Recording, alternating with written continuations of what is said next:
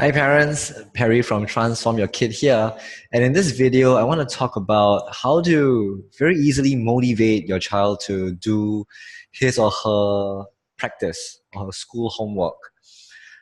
I, I tend to make such videos because this is one of the biggest questions that parents ask me is how do I stop nagging and get my child to do the work, or at least just tell him to do once and he gets it done, right? This thing I want to share with you is it came from a book called No Sweat. It's in the field of fitness, and we all know that fitness and working out is one of the most difficult things to keep yourself motivated for a long period of time for. And in that book, it talks about the research and how is it that one group of people continue to remain motivated to go to the gym every day, do the work even though it totally sucks. They get sweaty, they get in pain the next day. The pain, lasts for days, right? So why do people do that? Why do people stick to it? And why do some people just drop off the horse really quick? They can never sustain a lengthened period of effort. Why is that? And the conclusion of the book is really simple, actually. The summary of the book is just one word: payoff. That's it. Payoff. So, if the payoff was very far and not very motivating, then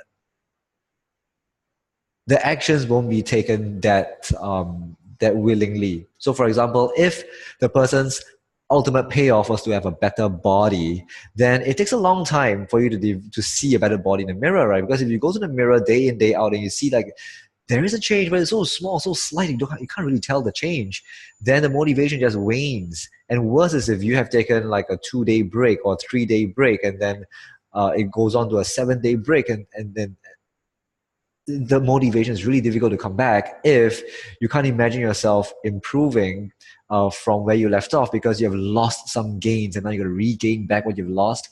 That's not going to help, right? So the payoff is really important.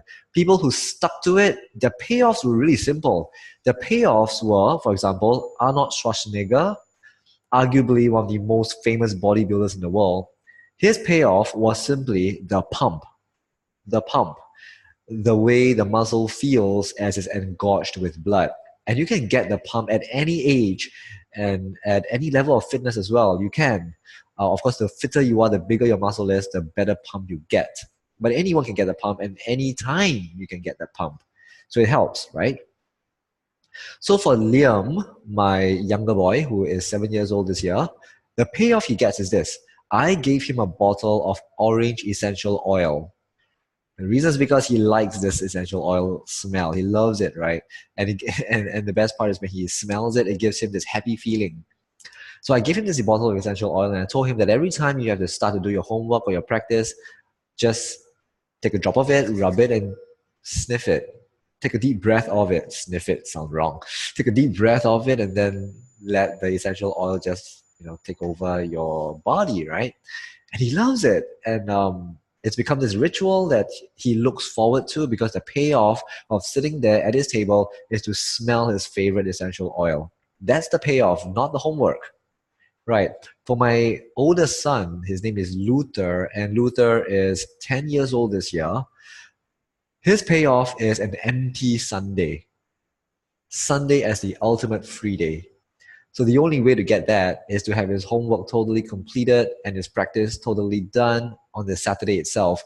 And so he like works like a horse, like a workhorse on the whole of Saturday. We can't get him to stop to get his dinner eaten because he wants that ultimate Sunday all to himself, right? And of course, as parents, we have to agree to, we have to commit to what we have agreed to. So that's very important as well. So your child could be different. Your child, you could create an inspiring environment for your child to only use that space for homework and practice. How about that, right?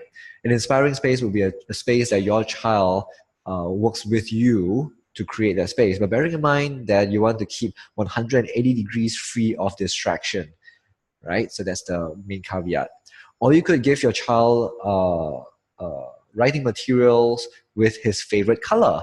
You have to know what his favorite color is and go out to Smeagol or Popular Bookshop and get all those things. And then, in tennis, I buy equipment that makes me feel good. And that motivates me to play more tennis. So get that for your child. Get equipment for him, writing materials out of his equipment. Get that for your child. Your child could love music, right? So you could set up the space such that you could play instrumental music, instrumental with no words, or else your child end up singing along and get distracted. So instrumental music would really help your child. Yeah. So in summary, think of the immediate payoff your child can get from doing the work, from doing the practice, and you'll see your child's motivation just increase. Increases this way, sorry, increase. Right. This is Perry Live from Transform Your Kid. Hope this was useful. Like, share, comment, and I'll talk to you soon. Bye.